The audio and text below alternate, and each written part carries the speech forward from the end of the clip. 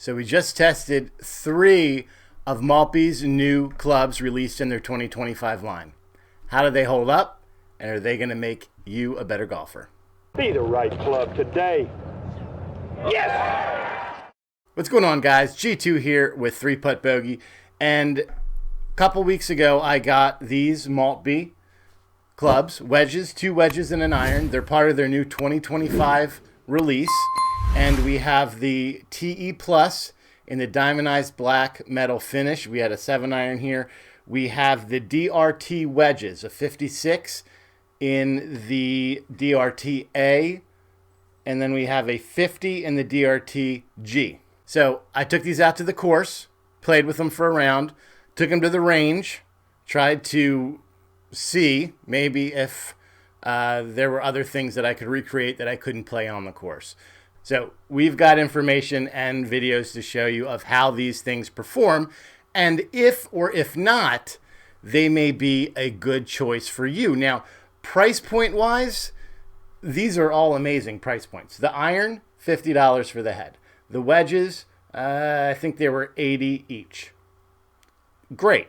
I mean, the price is fantastic. But at the end of the day, it comes down to, when I'm looking at clubs, it is 4 things for me. It's the looks. If it looks like junk, you're probably not going to feel confident with it, and you're probably not going to like it. How does it feel? What is the control like? And the durability. Those 4 things. If those 4 things outweigh what I am currently playing, then these get put in the bag. If they don't, then they're not the right choice for me.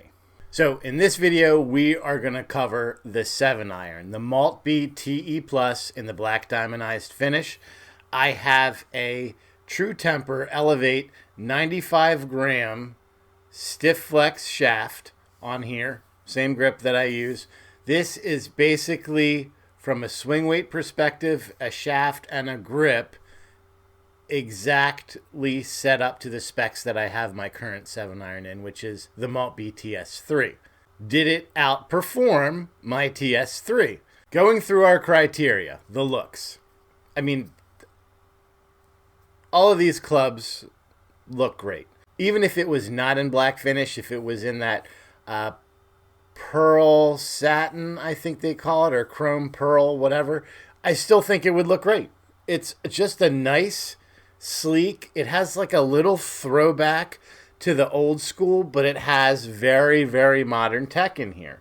So you'll see here in the videos, from a trajectory standpoint, there was absolutely no difference in trajectory from this and my current 7-iron in the TS3. I'm not going to tell you what the distance is, okay, because distance is relative to the person swinging the club. For me, it was plus or minus 3 yards from where I normally am with my current 7-iron. This had a tendency to have a little bit more of a fade to it. Now, that could be from a bunch of things. It could have been just the way I'm swinging the club today. It could be the weight dynamics on the club. You can see when this is setting up, the weight is pretty consistent across the bottom here. There's nothing in the toe.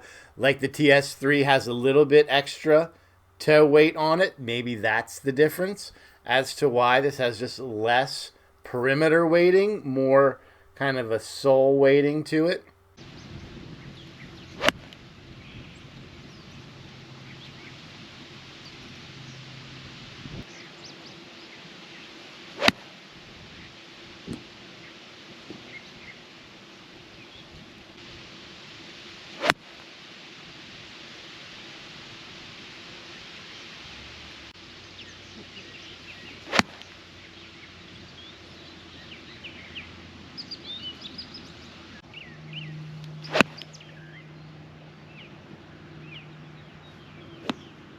Feel. How does it feel? Can you tell the difference between a bad strike and a good strike? Can you tell the direction of the shot without having to look up? And with this one, yes, I could tell, when I hit a bad shot. There definitely was not as much forgiveness in this as there are in the TS3s. I knew when I hit it low. I knew when I hit it higher than normal, and I know when I hit a good shot. And for the most part, I could tell whether it was going left or whether it was going right. There are comments on here about this finish, and they say that it's actually a bonded diamondized metal, black metal, onto the physical forged club. So they do say that there may be a tendency to get a difference in feel. I didn't feel that on this at all. It felt exactly the same as the TS3s. Now, when we do the wedges in the following video, that's a different story. But for this, there was no difference in feel. It didn't feel clicky. It didn't feel dead or hot. It just felt perfect. Just right, just like the TS3s. From a control standpoint, listen, I'm not a drawer of the golf ball. I don't draw. If I draw, it's a happy mistake. I am usually like a pull fade kind of guy, so it starts a little left of the target and then comes back right. That's my shot shape. That's the way it's always been.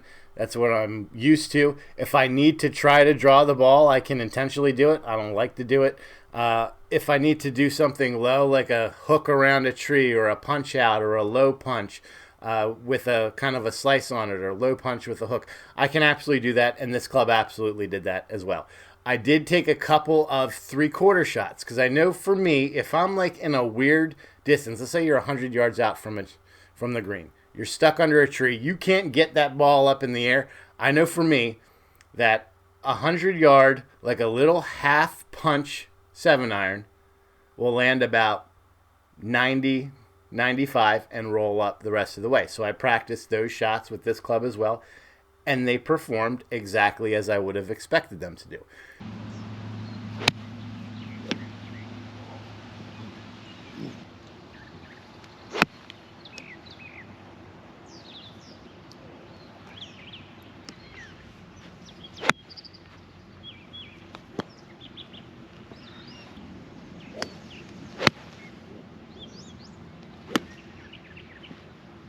So from a playability standpoint, it's perfect.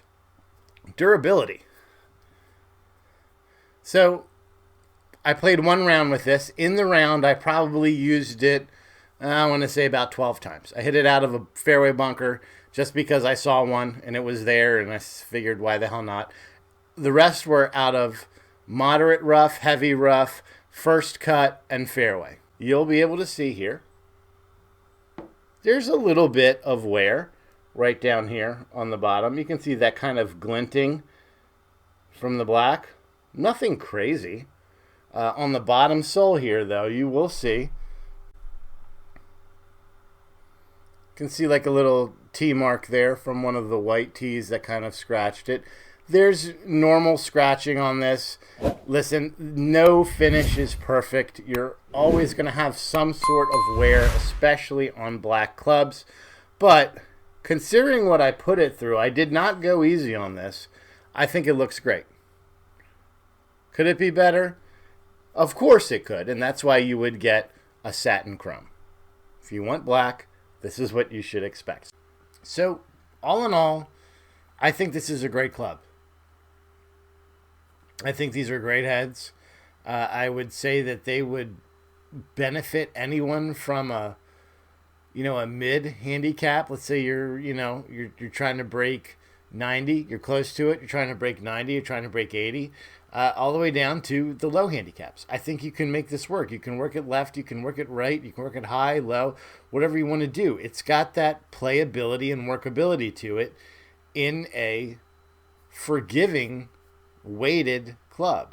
Now, for me, like I said, I had the tendency to lose it right just a little bit. I don't hate that.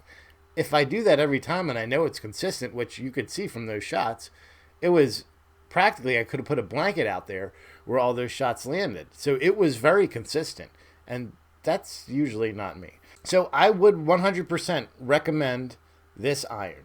Now, it comes again in the black finish, and it comes in the pearl, satin, pearl, chrome, whatever it is, the normal silver finish, I guess we'll just call it. All in all, I give this a definite solid option if you are looking for a set of clubs. So in our next video, we are going to be covering the wedges, which may be a completely different story. So until next time, make sure that you swing as hard as you can, just in case you hit the ball. G2 out.